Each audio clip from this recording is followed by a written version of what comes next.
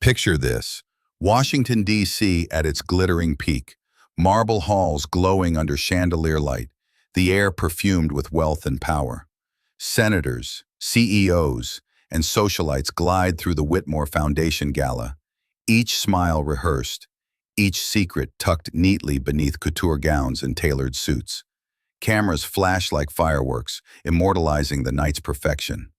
And there, at the center of it all, stands Thomas Whitmore, America's golden investor, the man every headline calls the future of modern philanthropy. He adjusts his cufflinks, the way men do when they're about to lie. Because what no one in that room knows, what he's built an empire to conceal, is that his wife isn't here. She's watching from somewhere else, invisible, erased from the story that should have been hers too. If you've ever felt unseen in someone else's world, if you've ever loved so quietly that your name disappeared, stay with me. Like, share, and follow, not for the algorithm, but for every woman who's ever been asked to shrink herself for a man afraid of the light. The gala unfolds like a movie Thomas directed and starred in himself. Champagne towers sparkle. The string quartet drips Mozart into the air. Every laugh is a currency exchange. Every handshake a negotiation wrapped in charm. The Whitmore name has opened doors for generations. Senators in portraits, debutantes in pearls, an empire built on legacy. Tonight, Thomas is here to expand it. He's talking to a congressman about funding renewable energy, or perhaps about optics. Optics, after all, are his true investment.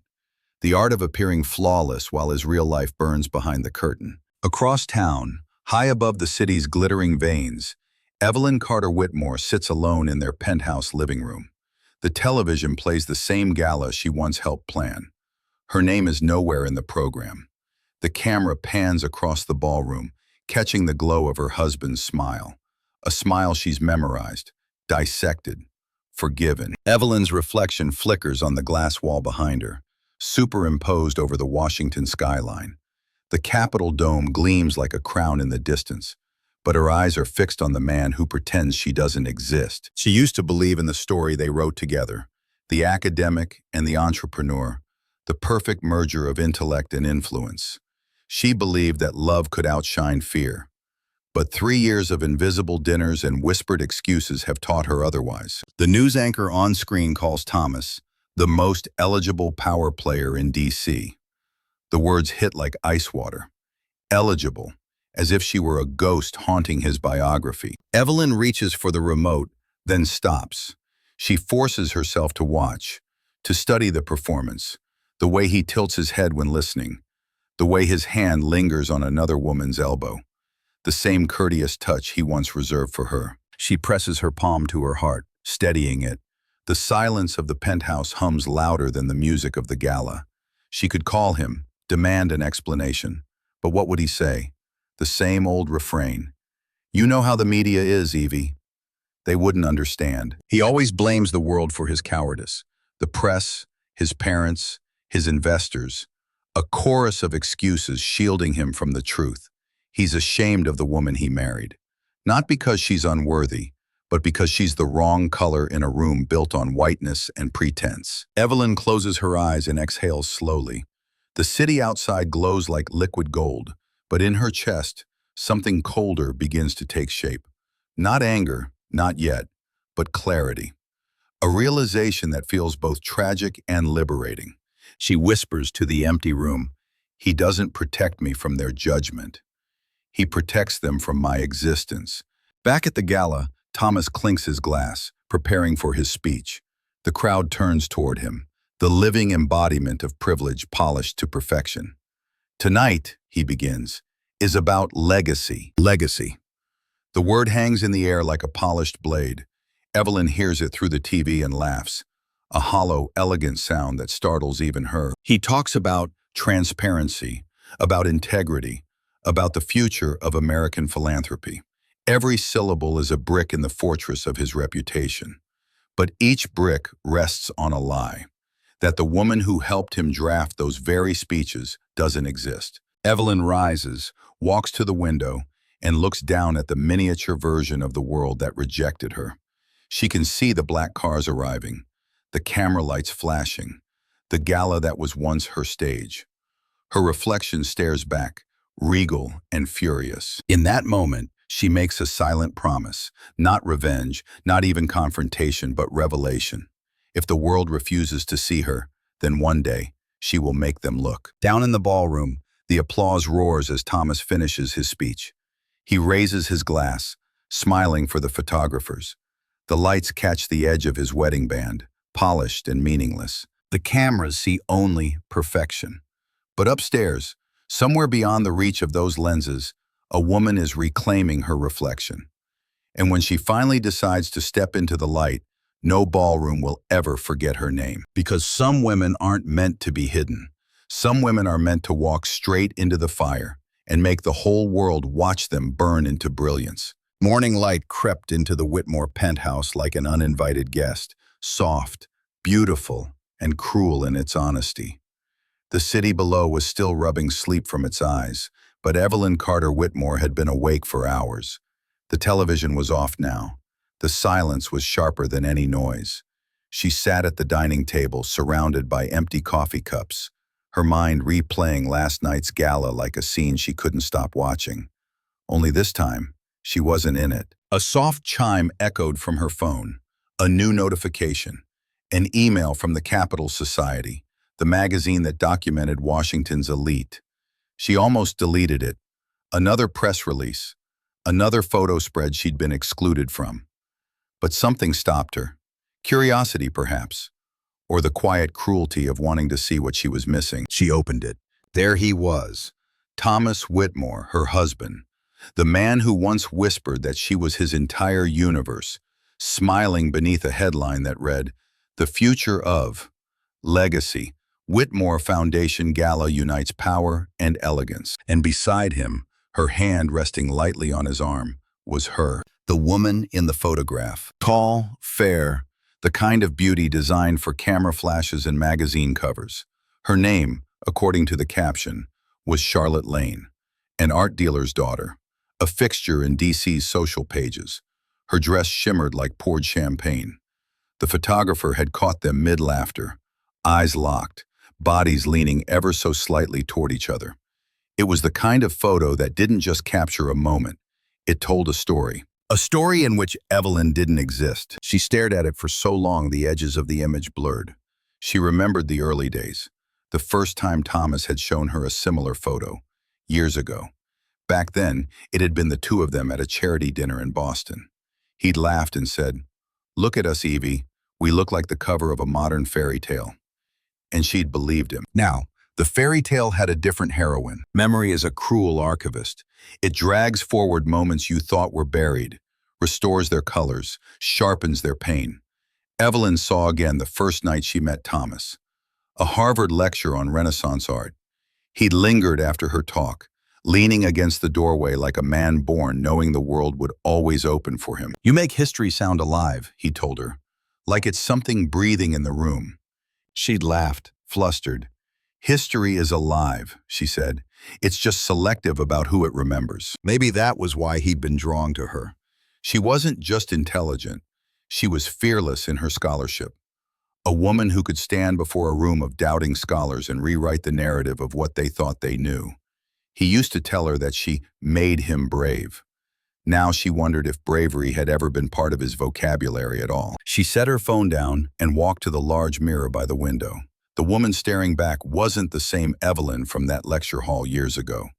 That version of her had laughed easily, trusted too quickly, and believed love could erase centuries of prejudice. This version had learned that love could also hide behind it. She touched the edge of the mirror as if testing whether her reflection was still solid. "What have I become?" she whispered. "An accessory? A secret?" Her voice cracked, not from weakness, but from fatigue. The kind of exhaustion that comes from pretending not to see what's right in front of you. When Thomas came home that evening, he carried the scent of expensive cologne and applause. The echo of the gala still clung to him. He greeted her with the same affectionate ease he used in public interviews. Warm, polished, empty. "You were wonderful last night," she said, tone neutral. He blinked, slightly thrown. "You watched?" "Of course. You looked happy." She paused, then added, The photographs were stunning. Something flickered in his eyes. Evelyn. She cut him off. Charlotte Lane, she said quietly. She seems lovely. A silence hung between them, heavy as marble. He sighed, rubbing the back of his neck.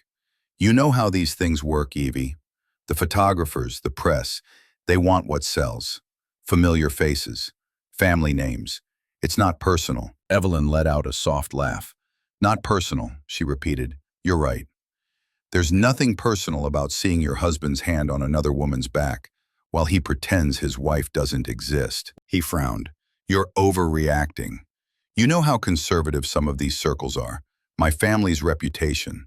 My existence doesn't threaten your reputation, Thomas, she said. Your shame does. Her words landed like glass breaking between them. He looked at her for a long moment, then turned away, muttering something about investors and public perception. As he disappeared down the hallway, Evelyn whispered to the empty air, Public perception has never been my god. She sat back down at the table, the photo still open on her phone. Her gaze drifted between Thomas's polished smile and her own reflection in the black screen. For years, she had believed his world would eventually make space for her, that love could change the way legacy behaved. But legacy doesn't change. It only evolves to hide its shame more beautifully. Outside, the sun dipped below the Washington skyline, and the city lights flickered on like artificial stars. Evelyn looked out the window and thought of every woman erased from the pages of history she'd studied, artists whose signatures were removed, queens rewritten as mistresses, geniuses forgotten because their existence was inconvenient. Now she understood them. She took one last look at the photograph, the image of perfection that was built on omission, and saved it, not as proof of betrayal, but as evidence, a reminder. Because one day, when the truth came to light, she wanted the world to see what deception looked like when it smiled for the camera. And when that day arrived, she vowed, the woman in the photograph would no longer be the one standing beside Thomas Whitmore. It would be her, standing alone, visible, unashamed, and finally seen. The picture would change, the story would change, and this time, it would be hers to tell. The morning after their confrontation, the Whitmore penthouse felt like a museum. Immaculate, curated, lifeless. The kind of place where silence didn't rest, it lingered. Thomas had already left for work, a note placed neatly on the counter beside her untouched breakfast. Let's talk tonight. I love you. Evelyn read it once, then again, the words blurring into insignificance. I love you. 3 words that had once been an anchor now felt like a disguise. She folded the note, slid it into a drawer, and poured herself coffee that had already gone cold. From the window, the city was waking. Horns, sirens, ambition. People on their way to places they were allowed to be seen. Evelyn watched them like a ghost haunting the living. She tried to remember the last time she and Thomas had gone anywhere together. Not a private dinner, not a quiet escape, but an event. A place where his name and hers had been spoken in the same breath. It had been 3 years ago, a charity lecture at the Smithsonian before they married. She'd been radiant that night, speaking about the lost queens of Africa, women whose crowns had been erased from history by the men who feared them.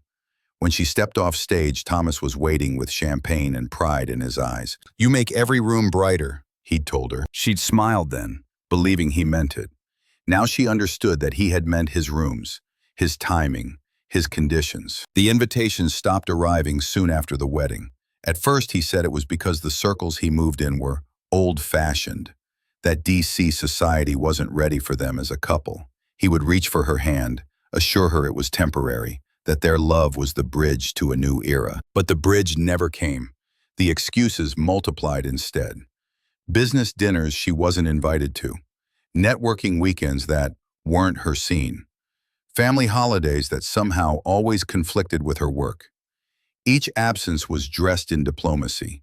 Each omission softened with affection. And Evelyn, ever the diplomat herself, chose silence over confrontation. Because love, she told herself, requires patience. Because history doesn't change overnight. But silence is a slow poison. It teaches you how to disappear politely. At work, she was Dr. Evelyn Carter Whitmore, respected, quoted, admired. Her office walls were lined with photos from her exhibitions, awards for her research, and handwritten notes from young scholars who called her their inspiration. In those halls, she was visible, undeniable. Yet every evening, when she returned home, the visibility vanished at the threshold. She would hang her coat beside his, set her keys on the marble counter, and slip back into invisibility. There were no framed photos of their wedding, no sign of her in his office, his car, or his public profiles. In the spaces that defined him, she did not exist. One afternoon, during a board meeting at the museum, a colleague mentioned Thomas's latest appearance. "He was at the Whitmore Foundation's luncheon yesterday," someone said. "Charming as ever. I swear that man could run for office." Evelyn smiled politely, pretending she hadn't spent that same afternoon alone, drafting proposals for a grant he'd promised to support. A promise never fulfilled. Later that night, she searched for the event online. Photos filled her screen. Thomas, surrounded by senators, philanthropists, and society wives in pastel silk. His hand rested lightly on the shoulder of Charlotte Lane again. Evelyn studied the image like an archaeologist analyzing ancient art, decoding symbols, unearthing truths buried under centuries of denial. Every detail screamed erasure, not of her name, but of her place. The realization didn't arrive like thunder. It came quietly, like snowfall. He wasn't just avoiding scandal. He was crafting a version of himself. A Thomas untainted by complexity, unmarred by the audacity of loving a woman who didn't fit his world's portrait of perfection. Evelyn thought of all the times he'd said, "You wouldn't like it there." All the nights she'd stayed home convincing herself he was right. All the mornings she'd pressed kisses onto his collar before he walked out to live a life that excluded her. Love had taught her to be gentle. Shame had taught her to be small. But now, she could feel something stirring beneath the layers of patience and understanding. A pulse of defiance, an ache for truth. When Thomas returned home that evening, she was waiting in the living room, the photograph open on her tablet. "Do you ever wonder," she asked softly, "what it feels like to disappear while standing next to someone?" He froze, guilt flickering across his face before he smoothed it over with that familiar politician's calm. "Evie, please, don't start this again." She turned the screen toward him. "This isn't starting anything. It's what you've started, and what I've been pretending not to see." He ran a hand through his hair. "It's complicated. You know how donors can be. It's not personal," she interrupted. "You said that yesterday. But tell me, Thomas, when does it become personal? When my name disappears from your mouth? When my presence costs you a handshake? Or when the world believes you're single and you let them?" He had no answer, only silence, heavy and familiar. Evelyn rose from the couch and walked to the window. The city glowed beneath them, the same city that applauded his charm and ignored her existence. "You said once that I made every room brighter," she whispered.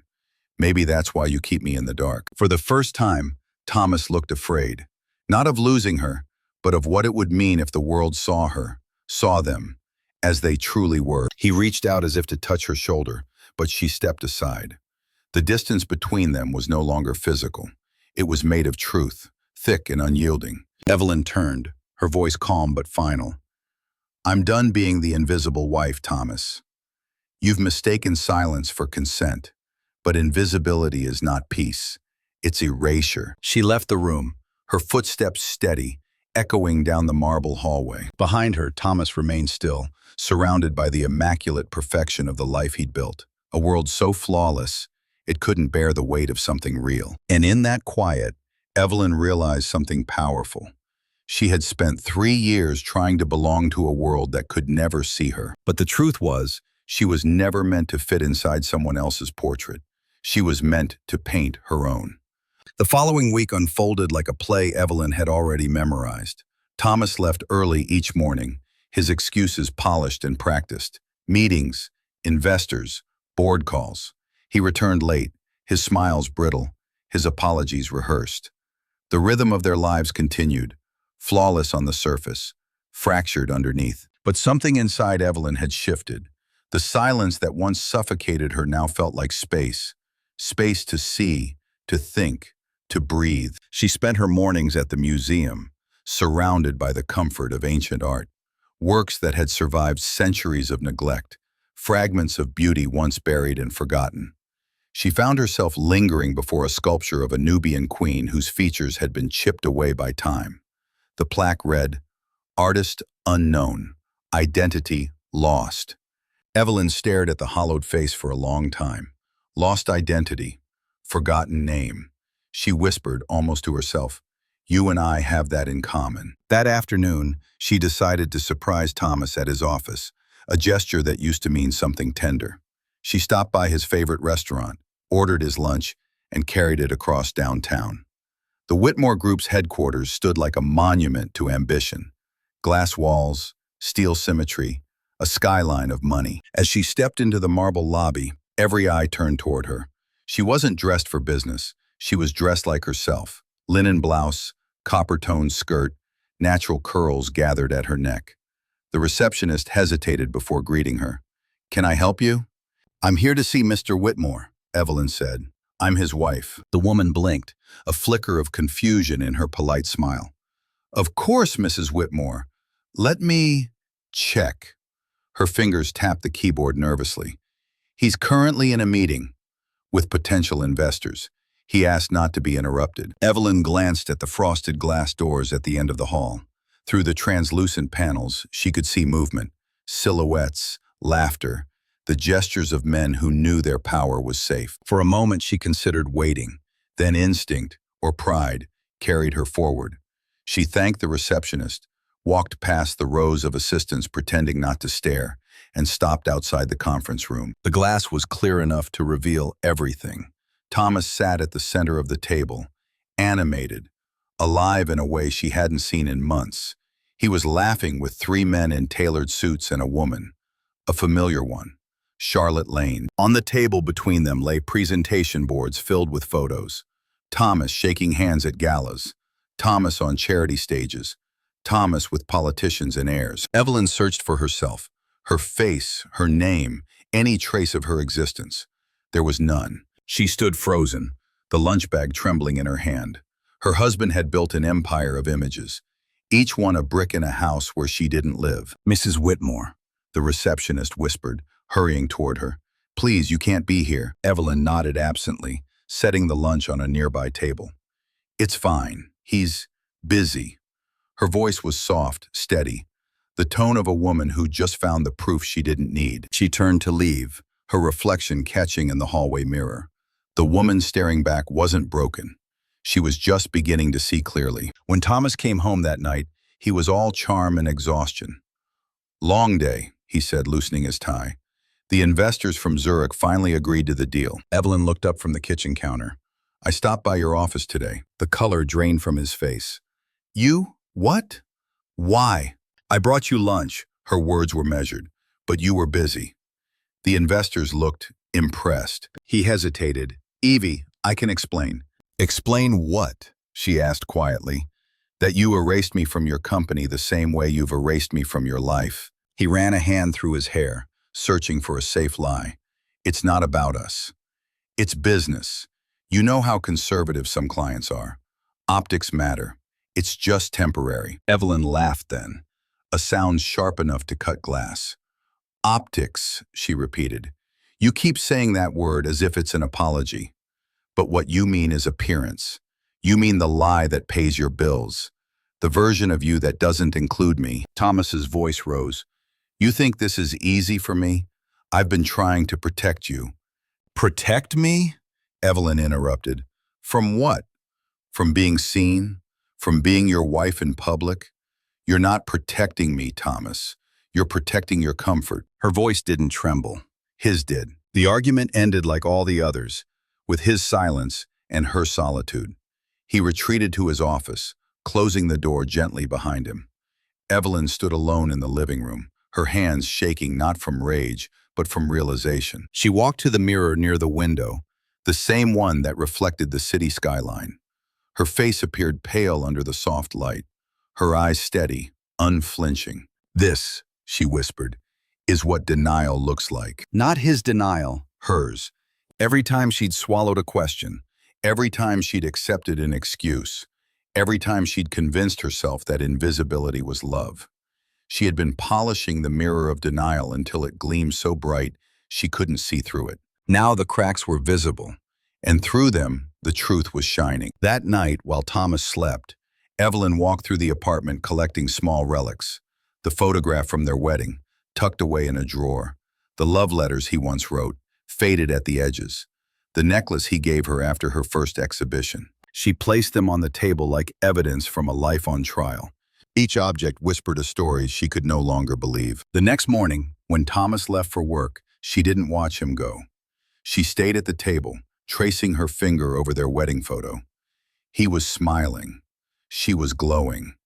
But even in that picture, she noticed something she had never seen before. His body turned slightly away from hers, his gaze not quite meeting her eyes. It had been there all along.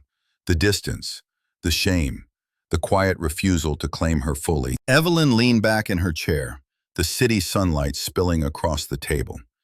In that golden light, the reflection on the photo glass shifted, and for the first time, she didn't see them. She saw herself, alone, whole, unafraid.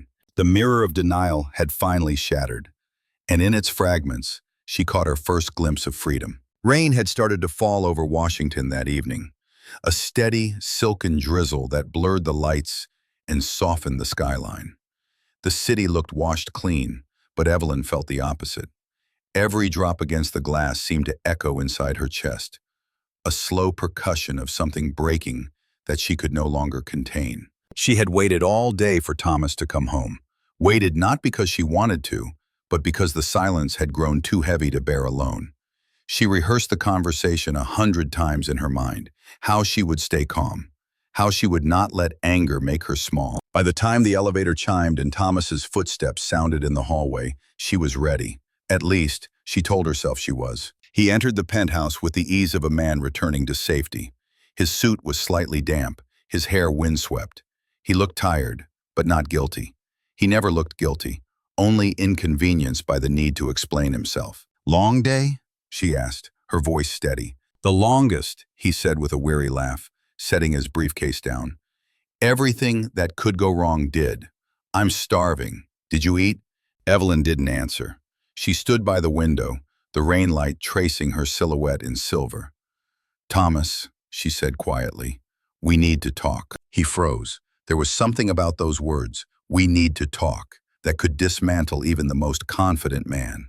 He turned slowly, his smile fading. "Okay," he said carefully. "About what?" She didn't look at him. "About us." He exhaled, the sound half sigh, half irritation.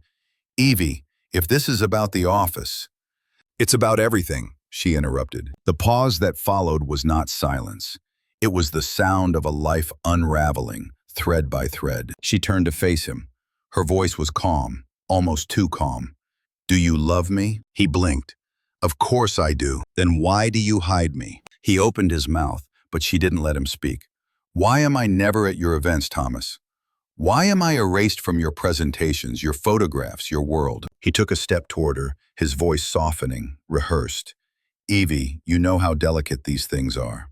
My parents, my investors, they come from a certain generation. They don't understand. They understand whiteness," she said sharply. "They understand money. They understand legacy. What they don't understand is how the man who preaches progress and equity in public is too ashamed to hold his black wife's hand in front of a camera." The words hit him like a slap. "That's not fair." "It's true. You're twisting this into something it isn't." "Then tell me what it is," she said. "Tell me what to call it, because I'm running out of names for what we've become." He looked away, his jaw tightening. "You're making this about race when it's about image. You think I'm proud of those people and their small-mindedness. I'm just trying to protect what we've built." Evelyn laughed, not bitterly but sadly. "What we've built? Thomas, you built a life where I don't exist. You built a fortress around your image and left me outside its gates." He moved closer, his tone soft, pleading.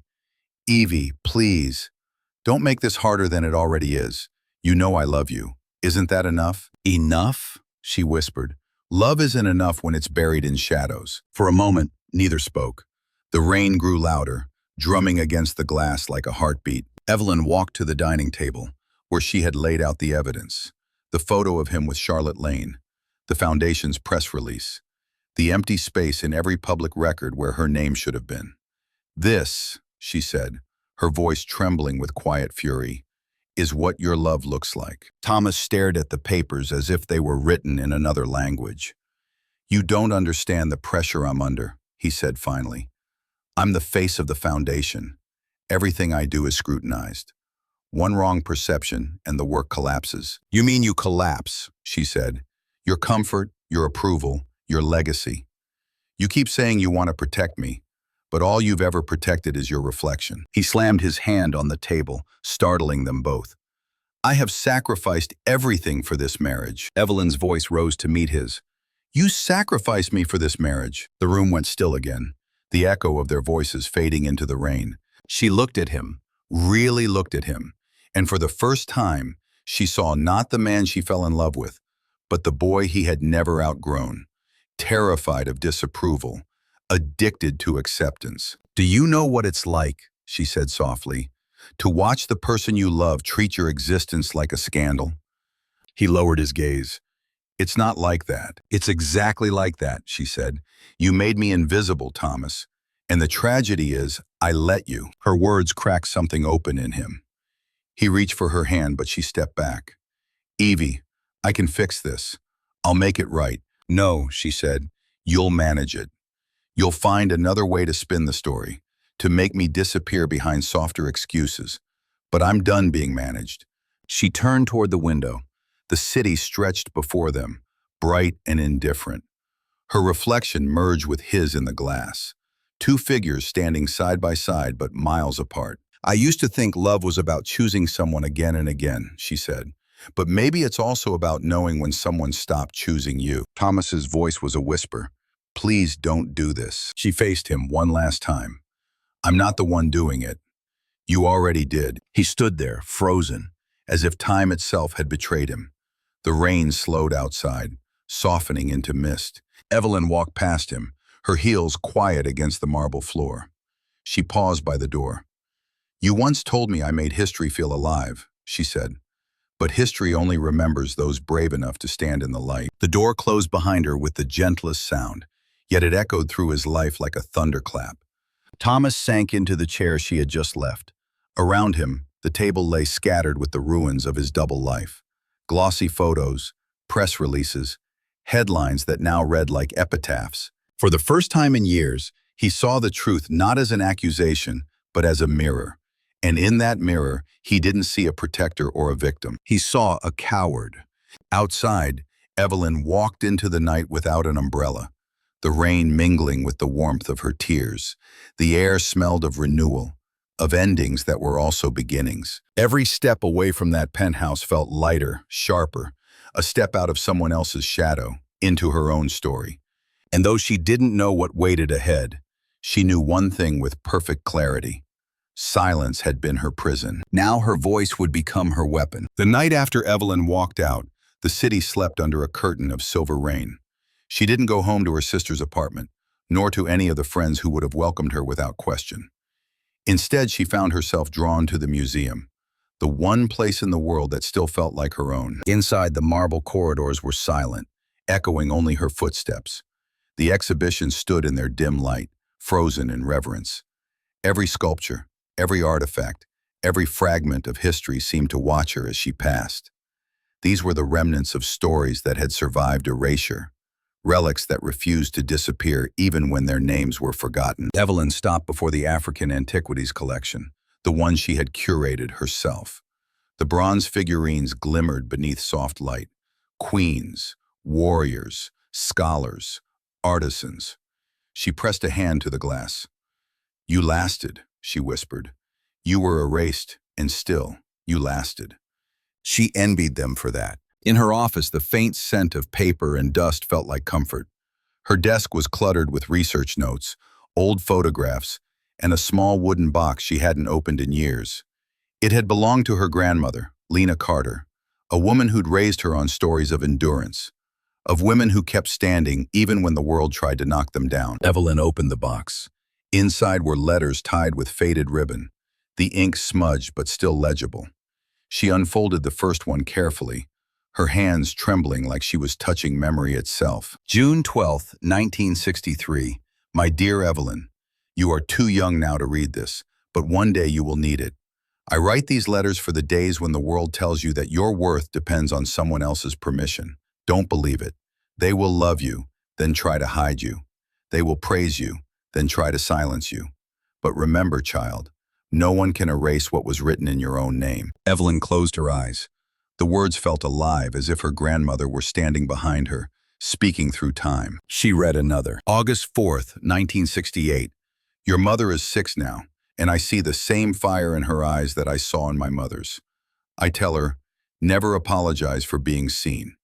People will call you angry when you are only honest. They will call you difficult when you refuse to disappear. Let them. History was not made by women who stayed quiet. A tear rolled down Evelyn's cheek, falling onto the paper like punctuation. She wiped it away gently, afraid to damage the ink. She had spent years studying forgotten women, queens stripped of their crowns, artists whose work was signed by men, scientists erased from the textbooks they helped write. She had built her career restoring their names, giving them the visibility time had stolen. And yet, she had failed to notice how she had become one of them. She thought about her mother, Vivian, a surgeon who had carved her way through prejudice with the precision of her scalpel. Her mother used to come home from the hospital with hands that trembled from exhaustion, but eyes that burned with quiet victory. Vivian would say, "They'll call you extraordinary, Evie, because they can't admit you're normal. Because admitting that means they have no excuse left." Evelyn smiled sadly at the memory. Her mother had never needed the approval of rooms that weren't built for her. She made her own rooms. The letters were filled with echoes of that same strength, warnings and blessings woven into every line. They weren't just stories, they were blueprints for survival. She found one more at the bottom of the box, dated March 3rd, 1985, written the year her grandmother died. My beautiful Evelyn, by the time you read this, I will be part of the soil that raised you, but I want you to remember something. Love that hides you is not love. It is fear dressed in devotion. The world will ask you to choose peace or pride, silence or safety, and they'll tell you that you can't have both. But you can. You just have to build them yourself. If you ever forget who you are, come back to your own story. That's where your crown is kept. Evelyn pressed the paper to her chest, trembling. Those words sank through her like light through water, illuminating places she hadn't dared to look at. For years, she had been living as if her identity was conditional, as if her worth could only survive in the shadow of Thomas's approval. But her grandmother had been right. She didn't need to be chosen by someone else to exist. She had already been chosen, by every woman who came before her. She sat at her desk, pulled out a fresh sheet of stationery, and began to write.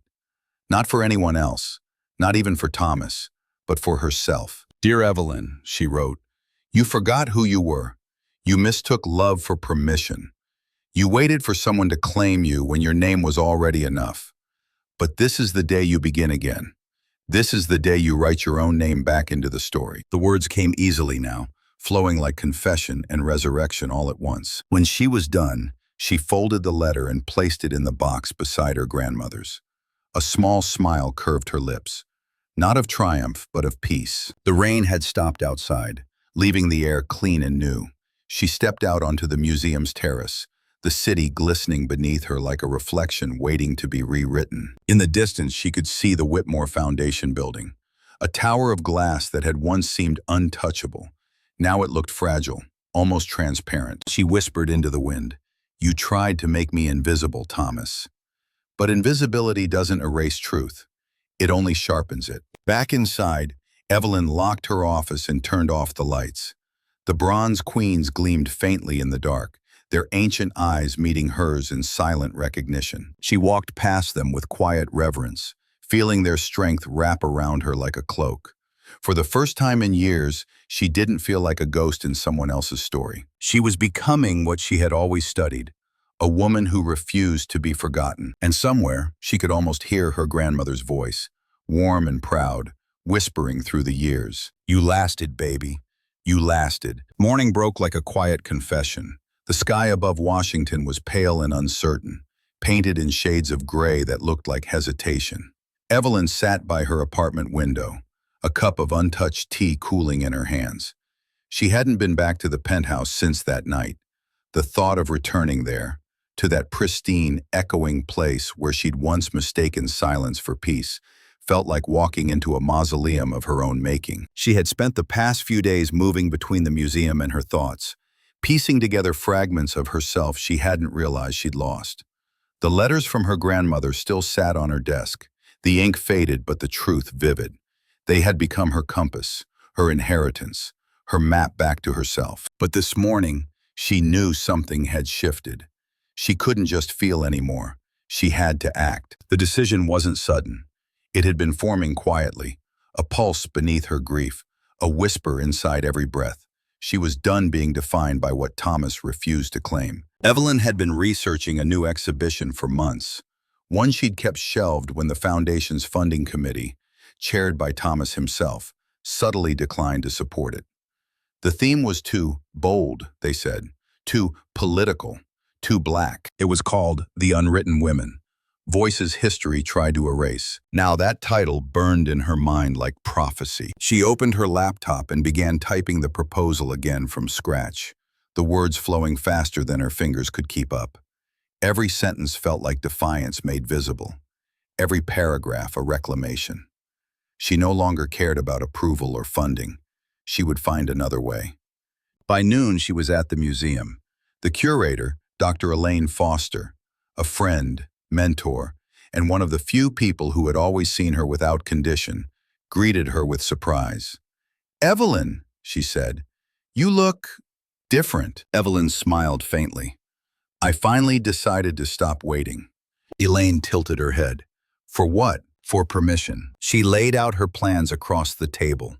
Sketches, letters, photographs of women whose names had been buried in footnotes. "This is the story I was meant to tell," Evelyn said, "not just in the museum, everywhere. I want to partner with schools, universities, galleries. I want the world to see what happens when women stop being silent." Elaine's eyes softened. "You know this will make waves, maybe enemies." Evelyn nodded, then let them swim. They spent the afternoon refining the exhibit proposal. For every no she had ever been given, Evelyn found a yes in the truth she was uncovering. When the final draft was done, she read it aloud, her voice steady, her heart pounding. As she spoke, she realized something profound. This wasn't just about art or history, it was about her.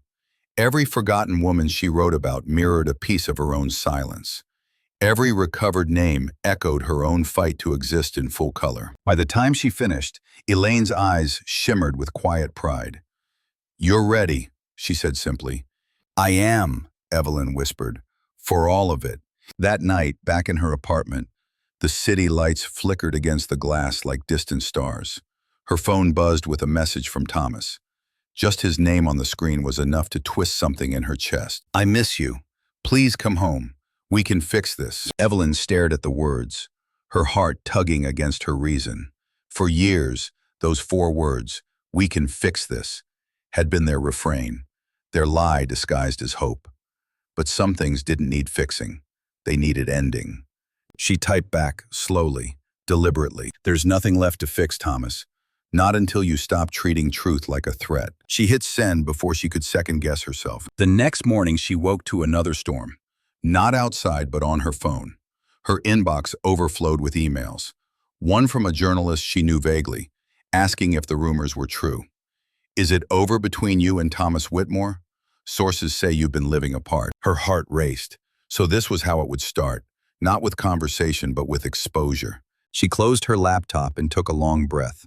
Let them speculate. She was done living like a secret. When she arrived at the museum, Elaine was waiting for her in the main hall. "The press got wind of your new project," she said. "They're calling it revolutionary." Evelyn blinked, stunned. "But I haven't even announced it." Elaine smiled knowingly. "You underestimate how far courage travels. Word gets out when someone finally decides to tell the truth." Later that day, while walking through the museum's corridors, Evelyn passed a group of young interns discussing her upcoming exhibit. They didn't notice her listening, but their voices carried. "She's amazing," one said. "Did you read her work on the erased queens? It's all over the news now. She's calling out institutions for burying Black women's history. Bold move. Evelyn smiled quietly to herself. For the first time, her name wasn't hidden in anyone else's shadow. That evening, she stood once more on the museum terrace. The city was alive beneath her, loud, messy, imperfect, but she felt calm. She thought of her grandmother's letters, her mother's voice, the generations of women who had written themselves back into the story through sheer will. And she realized the decision she'd made wasn't about leaving Thomas. It was about returning to herself. In the reflection of the glass doors, she saw her own face framed by the light of the city. Not invisible, not diminished, just seen. She whispered to her reflection, "You kept waiting for him to see you, but you were never meant to be seen. You were meant to be." Behind her, the museum lights dimmed, casting the sculptures in shadow. But even in darkness, they shone, proof that some things can't be hidden once they've been brought into the light. And with that quiet certainty, Evelyn turned toward the future she was now brave enough to claim, one that no man, no legacy, no fear could ever take from her again. The city was too still that night. Washington's usual hum, the sirens, the laughter, the unending rhythm of power, seemed to quiet itself, as if holding its breath before something inevitable. Evelyn stood by her apartment window, her reflection layered against the storm clouds gathering beyond the glass. The air was heavy, thick with the kind of silence that comes before change. It had been 2 weeks since she'd left Thomas, and in that time the world around her had begun to stir. Whispers had turned into rumors, and rumors were sharpening into headlines. The story of Thomas Whitmore's secret wife was no longer just gossip. It was spreading like a spark through dry paper. She hadn't spoken to him since that last message, but his shadow lingered everywhere, in the news tickers at the bottom of her TV screen, in the murmurs at the museum, in the faint ache beneath her ribs that she still couldn't name. And tomorrow, everything would break. Her exhibition, The Unwritten Women, was set to be unveiled at the National Gallery, backed not by the Whitmore Foundation, but by a coalition of universities and independent donors who had rallied behind her story. The irony was not lost on her. The woman who'd been made invisible was now curating an exhibition about visibility itself. But success had its own storm. Anonymous messages had begun appearing in her inbox, some supportive, others cruel. "Stay in your lane. You're trying to ruin a good man's reputation. He made you who you are." She ignored them, but at night, when sleep refused to come, the words replayed in her mind. The same poison Thomas's world had whispered to her face, now typed by strangers who knew nothing but his version of the truth. Still, she refused to flinch. Tonight, the eve of her triumph, Evelyn felt both invincible and raw. She moved through her apartment lighting candles, not for peace but for focus. Each flicker of flame was a reminder of the women whose names would hang in that gallery tomorrow, women who'd been erased, rewritten, or forgotten entirely. There was Nefertari, the Egyptian queen who ruled beside her husband, but whose image had been defaced by jealous successors. There was Phyllis Wheatley, the enslaved poet who wrote her way into immortality. There was Ada Lovelace, the first computer programmer, whose genius had been credited to men. And then there was her, the scholar who'd built her own career restoring their names, only to realize her own had been quietly buried beside them. The storm outside groaned, thunder murmuring like distant drums. Evelyn sat at her desk, pulled a sheet of paper toward her, and began to write. Not a letter this time, a statement. She was going to speak publicly the next morning, before the exhibition opened. The board had warned her to keep it professional, to focus on history, not her personal life. But she knew that what she had lived was history, a modern echo of every silent story she had ever studied. Her pen moved across the page in calm, deliberate strokes. "I have spent years studying the ways women vanish, from paintings, from books, from the stories we tell about greatness. We are told it is noble to forgive, graceful to endure, wise to stay silent. But silence is not grace. It is the language of erasure." She paused, the ink drying as she thought of Thomas. How many times had she bitten her tongue to protect his comfort? How many times had she mistaken his embarrassment for love? No one disappears by accident, she wrote. They are erased. By fear, by power, by those too fragile to share the light. Her hand trembled slightly as she signed her name. Not Evelyn Whitmore. Not anymore. Just Evelyn Carter. A gust of wind rattled the windows. The storm was closer now. She stood, wrapped herself in a shawl, and stepped out onto the small balcony overlooking the city. The air smelled of rain and iron, the night sky pulsing with flashes of lightning that lit the monuments like ghosts of past glories. She thought of the night she met Thomas, how the world had seemed to open for her, how every word he spoke had felt like a promise. She remembered the way he used to look at her during her lectures, the awe in his eyes. For a moment, she almost pitied him. A man so terrified of losing power that he'd rather destroy the one person who truly saw him. But pity faded into clarity. He had built his empire on illusion. She was building hers on truth. And truth, once spoken, cannot be unseen. Her phone buzzed again. A message from an unknown number. She hesitated before opening it. It was from Charlotte Lane. Evelyn, I think we need to talk. There are things you don't know. About Thomas, about the foundation. It's not what you think. Evelyn read the words twice, her pulse quickening. Was it guilt, manipulation, or something more? She stared at the message until the light from her phone blurred into the reflection of her own face.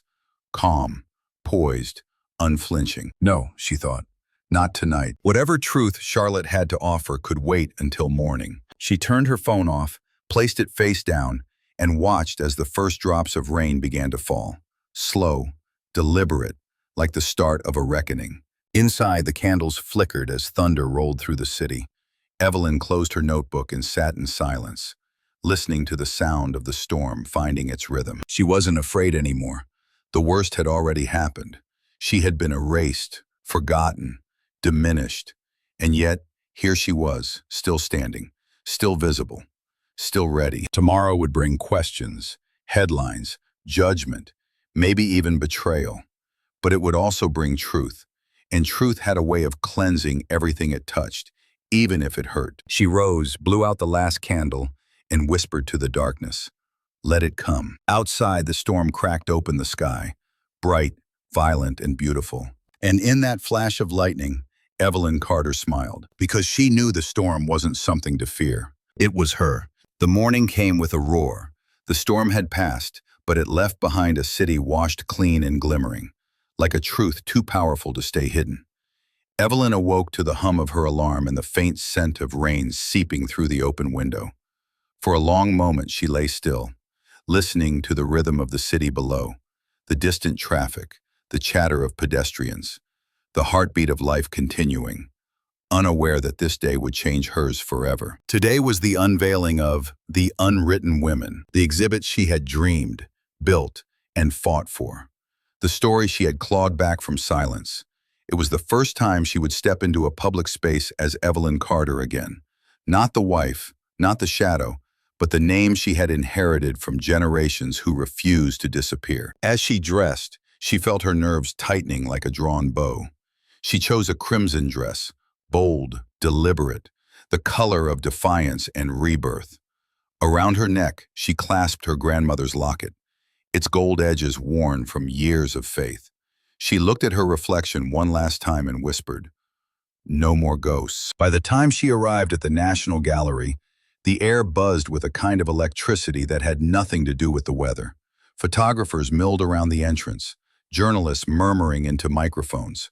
Her name, her real name, was on their lips now, carried in whispers that flickered like candlelight. Evelyn Carter, the curator behind the controversy. She could feel eyes turn as she stepped out of the car. Cameras flashed. Microphones rose. "Dr. Carter, is it true your husband?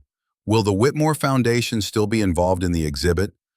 Do you have a response to Mr. Whitmore's statement?" She didn't answer. Not yet.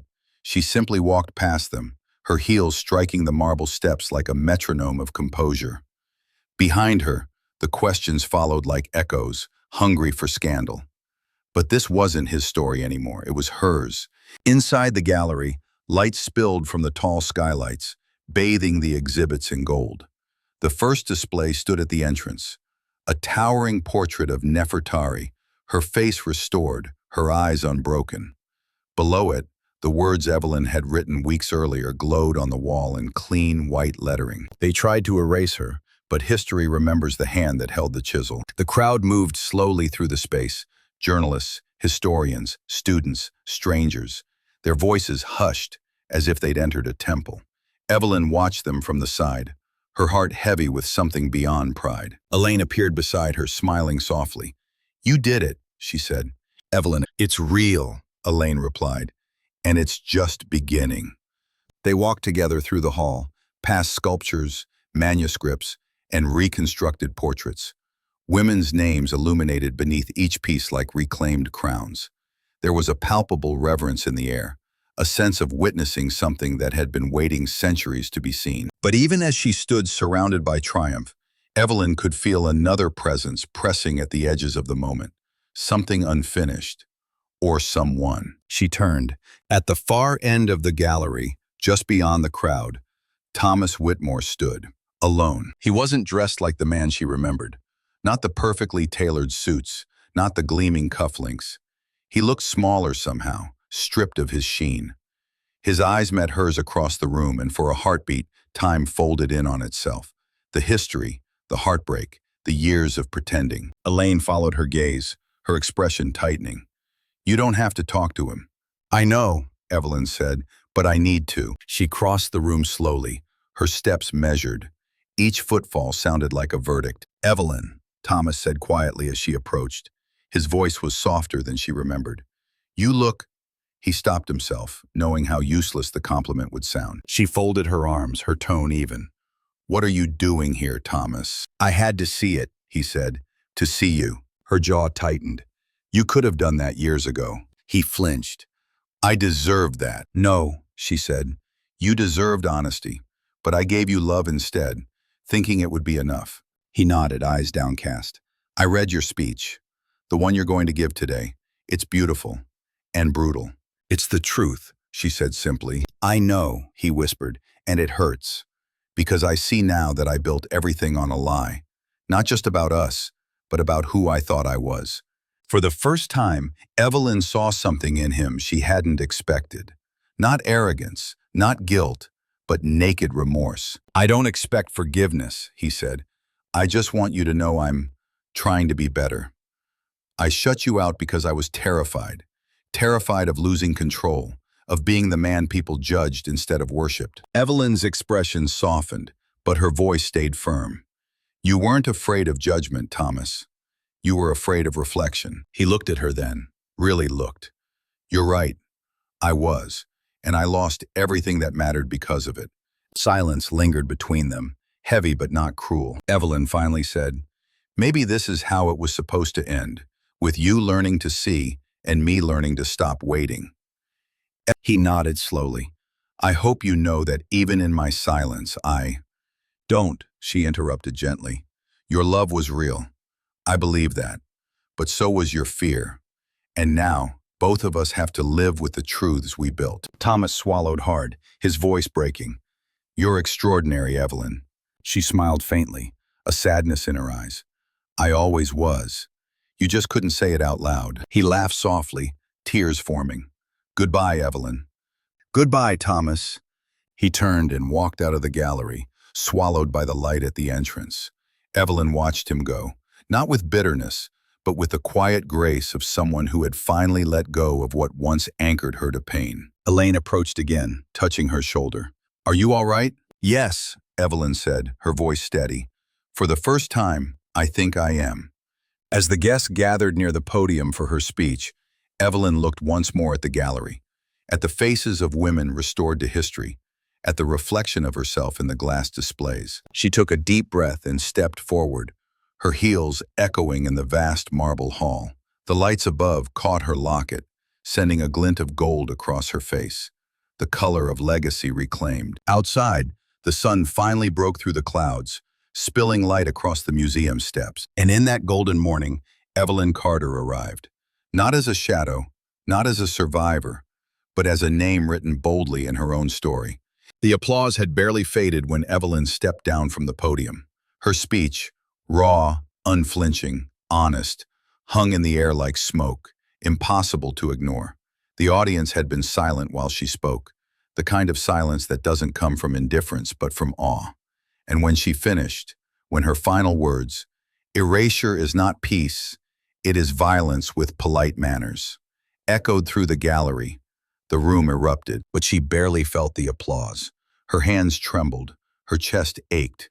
It wasn't fear anymore, it was release. Years of swallowed truth had finally found their way into the light, and her voice, steady and unbroken, had carried it there. She turned toward the exhibit's main corridor, needing a moment away from the crowd. As she moved past the portraits and sculptures, the sound of footsteps followed behind her. She recognized them instantly, sharp, confident, deliberate. Charlotte Lane. "Evelyn," Charlotte called softly.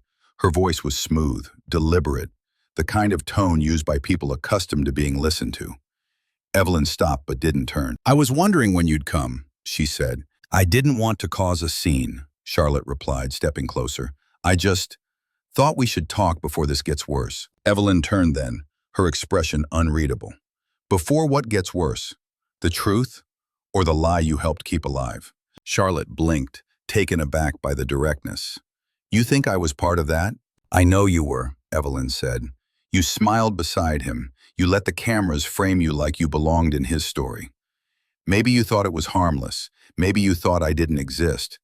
But I did. I do. I do." Charlotte hesitated, the practiced calm of her socialite poise beginning to crack. "You don't understand, Evelyn. Thomas told me you were separated. He said you were living abroad, that you didn't want to be part of his public life anymore." Evelyn's laugh was soft and bitter. "He told you what he tells everyone, a version of the truth that flatters his guilt." Charlotte's eyes flickered with something that looked like shame. "I believed him. God help me, I did. Until I saw you tonight." Evelyn studied her carefully. Charlotte wasn't cruel, she realized, just complicit. Another woman drawn into the gravity of a man who built his world out of half-truths and polished lies. "You wanted to talk," Evelyn said finally. "So talk." Charlotte exhaled, clutching the strap of her purse like it was a lifeline. "The foundation, it's not what it seems. There's money moving through shell accounts, foreign donors, political deals. He's using it to build influence, not change. And after you left, things started falling apart.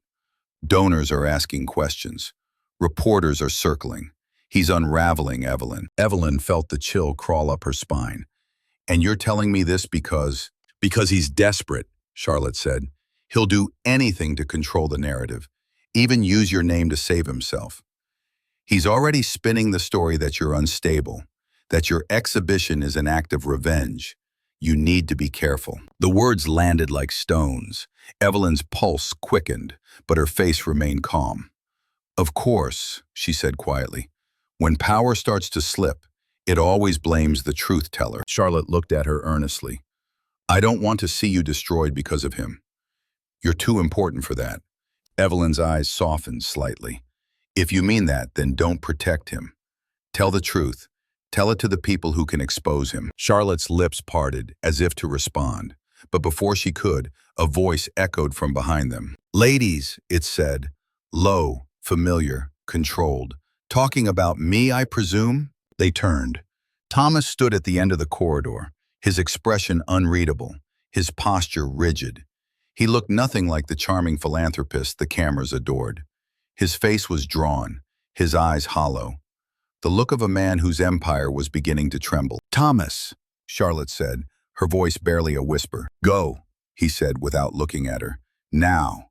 Charlotte hesitated, then stepped away. Her heels clicked rapidly against the marble as she disappeared down the hall, leaving the two of them alone among the silent echoes of history. Evelyn met his gaze.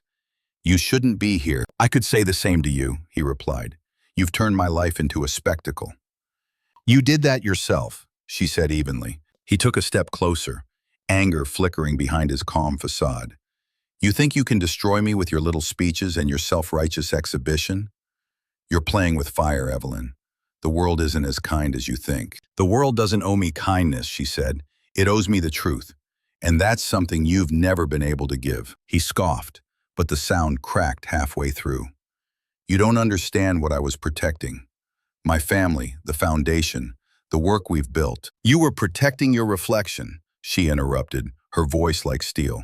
Everything you touched had to shine, and when I didn't fit that illusion, you decided I was better unseen. His composure faltered. You think this is easy for me? Watching everything I've built crumble because you couldn't stay silent? Evelyn stepped closer, her voice steady and cold. It's not crumbling because of me, Thomas. It's collapsing because it was hollow. He stared at her for a long moment.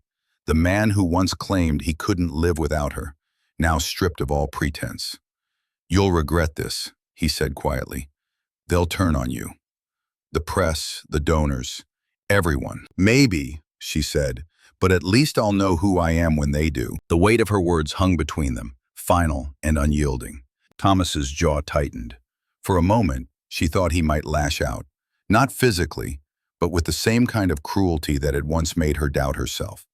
But instead, he simply turned away, his shoulders heavy with defeat. As he walked out of the gallery, the crowd's applause from another room carried faintly through the hall, a sound meant for her, not him. Evelyn stood alone in the quiet aftermath, her pulse still racing. The confrontation hadn't shattered her. It had steadied her. Every word he'd thrown at her, every accusation, every warning had only confirmed what she already knew, that his world was built on illusion, and she was never meant to live inside it. She turned toward the exhibit once more. The faces of forgotten women watched her from the walls, calm, knowing, eternal. They had lived through erasure, and now she had too. Evelyn exhaled slowly, feeling the storm inside her finally settle. The truth was no longer something she carried like a weapon. It had become her armor. And as the echoes of the day faded into evening, one truth remained unshaken. The storm was over for him. But for her, it had only just begun to clear. The hall was full, but the silence was absolute. The kind of silence that carried weight, not from emptiness, but from attention. Every seat was taken, every camera ready, every breath suspended. The soft hum of the lights above seemed to pulse with anticipation. Evelyn stood backstage, one hand clutching the notes she knew she wouldn't use. Outside, through the curtain, she could see the faces of strangers, scholars, journalists, students, dignitaries, people who had come expecting a lecture about art and history. What they didn't know was that they were about to hear something else entirely. Elaine appeared beside her, whispering, "They're ready for you." Evelyn nodded, her heart steady, her palms open. So am I. As she stepped onto the stage, the crowd rose in polite applause. The room was elegant, full of marble and light, but she could feel the ghosts there, the women whose stories she had unearthed, the ancestors who had carried her here. Their presence felt like hands at her back, steadying her spine. She approached the podium slowly. The microphones flickered to life, and the applause faded into expectation.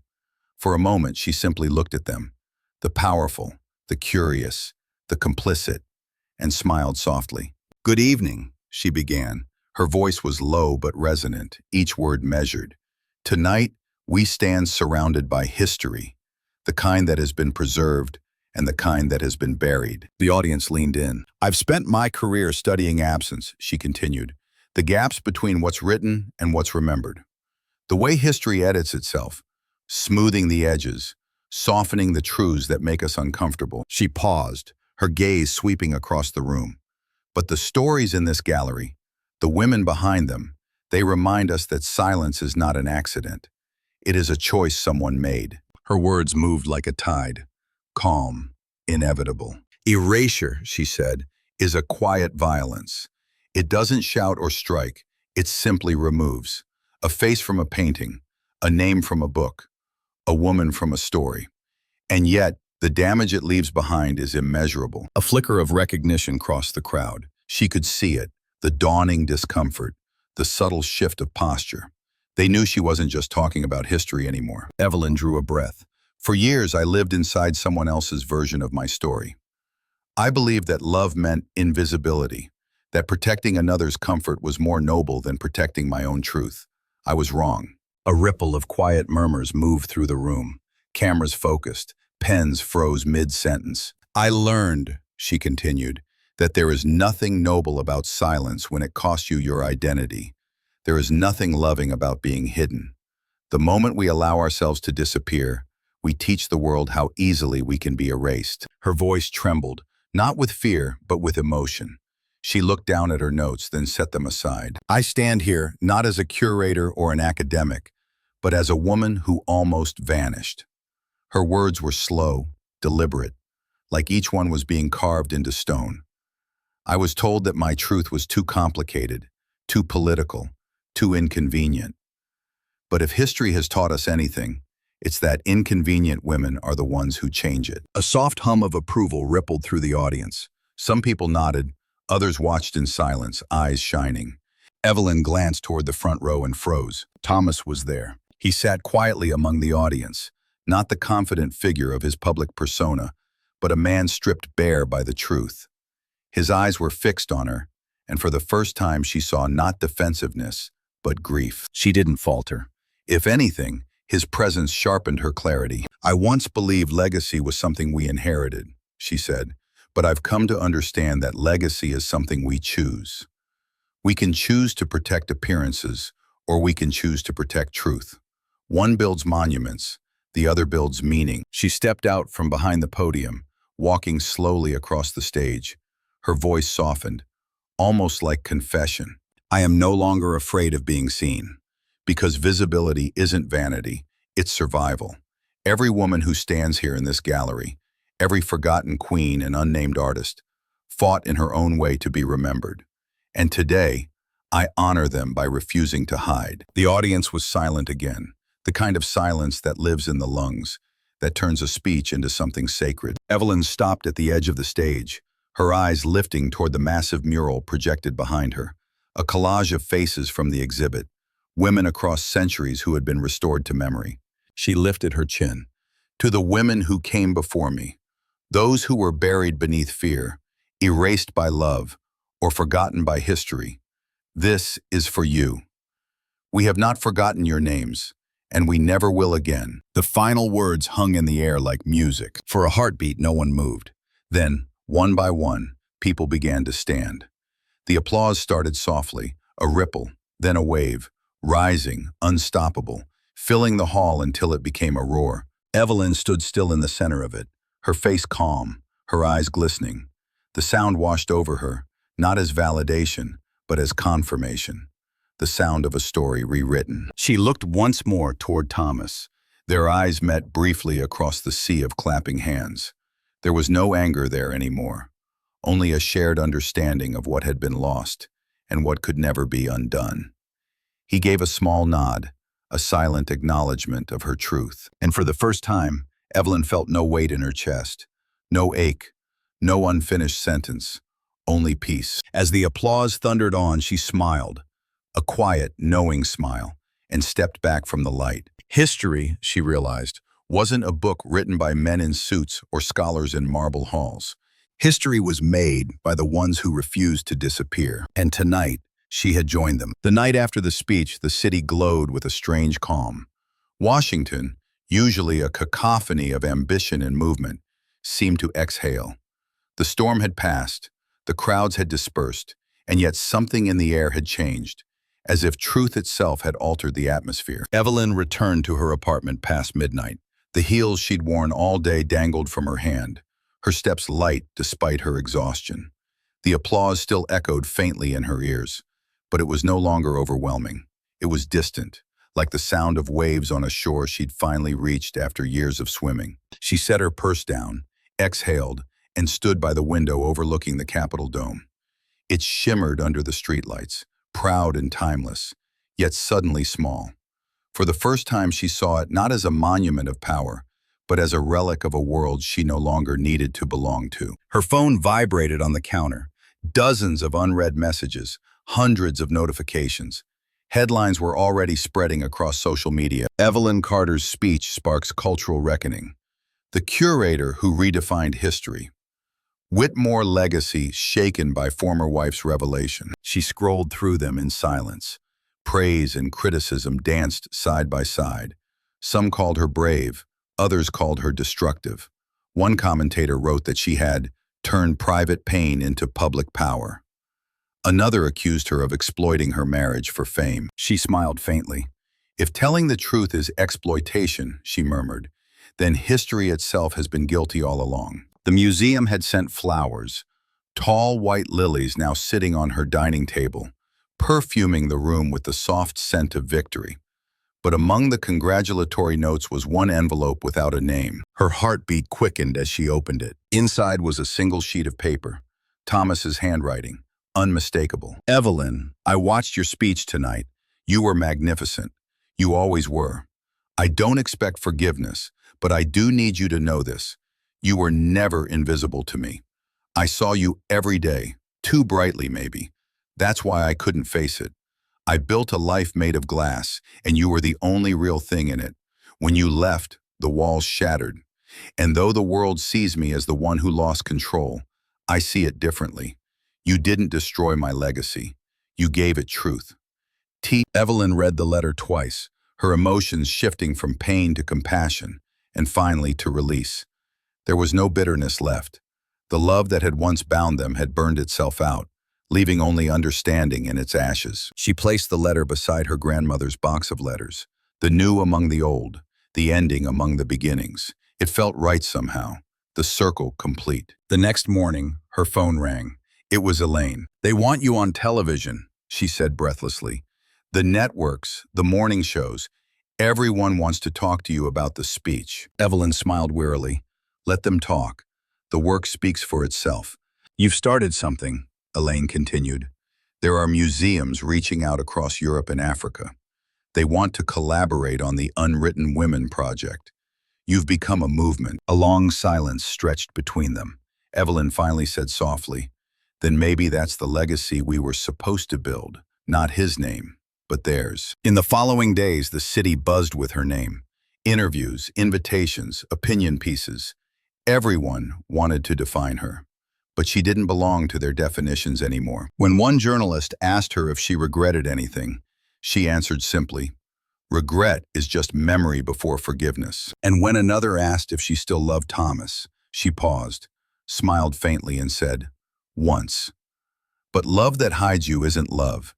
It's fear dressed in devotion. Her words went viral within hours. But beyond the noise, Evelyn retreated into her work. She spent long days at the museum, surrounded by the stories that had given her courage. The exhibit was growing beyond her imagination. Students came to take notes. Mothers brought daughters to see the faces of women history had silenced. One little girl, barely 8 years old, tugged on Evelyn's sleeve and said, "I want to be like them when I grow up." Evelyn knelt down and smiled. "You already are." At night she found peace in small things, the hiss of the kettle, the hum of distant traffic, the way candlelight flickered against the glass. She had lived so long under the glare of someone else's spotlight that she had forgotten how beautiful soft light could be. Yet not everything was quiet. The Whitmore Foundation was in turmoil. Investigations were underway, leaked documents, questionable donations, the kind of scandal that used to ruin other people but now seemed to circle back to its maker. Evelyn stayed silent, not out of cruelty, but because she no longer needed to be part of that story. One evening, as she left the museum, she saw Thomas standing across the street. No cameras, no entourage, just him, watching her. Their eyes met.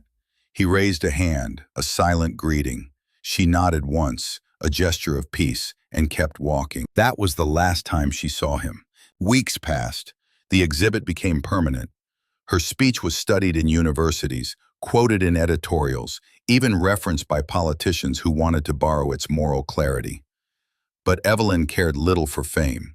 She spent her evenings writing, essays, reflections, fragments of memories she might one day publish. In one of them she wrote, "There are two kinds of silence, the one they give you and the one you claim for yourself. The first is imprisonment, the second is power." And with that, she understood at last. She hadn't broken free from Thomas. She had broken free from invisibility itself. Outside her window, the city shimmered under a calm spring sky. Somewhere in the distance, the bells of a church chimed softly, the kind of sound that belongs to endings and beginnings alike. Evelyn leaned back in her chair, watching the lights shift across the walls. For the first time, she didn't feel like she was rebuilding. She was simply being. She had become the story she once tried to preserve, the woman who refused to disappear. And the world, at last, could see her. The reckoning did not arrive with thunder or spectacle. It came quietly, like the shifting of the earth before an earthquake, like breath before confession. 2 months had passed since Evelyn's speech, and Washington had not stopped whispering her name. What began as admiration had evolved into something larger, something unstoppable. The Unwritten Women exhibit was now a national phenomenon. Universities debated it, activists quoted it, and newspapers hailed it as a cultural turning point. But while Evelyn's star ascended, another name began to fall. Thomas Whitmore. The foundation that had once been his fortress was now a battleground. The press had begun asking questions he could no longer charm his way out of, about misused funds, fabricated partnerships, and the shadow network of political favors built under the banner of philanthropy. The investigation had started quietly, then spread like wildfire. And Evelyn, though she kept her distance, could feel the tremors of it even from afar.